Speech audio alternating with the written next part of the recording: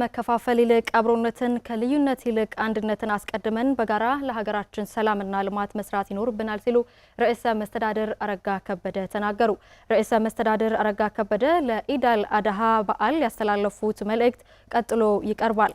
እንኳን ለኢዳል አድሃ አረፋ በዓል በሰላም አደረሳችሁ። የኢዳል አድሃ አረፋ በዓል ስለ እውነት መስዋዕት መሆንን ያስረዳል። ፍጹም መታመን የተረጋገጠበት ዕለት ነው።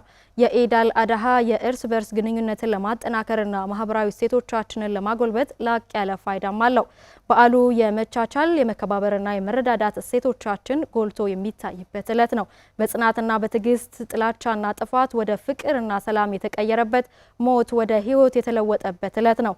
ይህም ለራዕይና ለዓላማ መቆምን ያስተምረናል። በዚህ አስተምሮ ምሳሌነትም ዛሬም ስለ እውነት በጋራ በመቆም አንድነታችንን ማጽናት፣ ሰላማችንን ማረጋገጥና ልማታችንን ማፋጠን እንዳለብን ይነግረናል።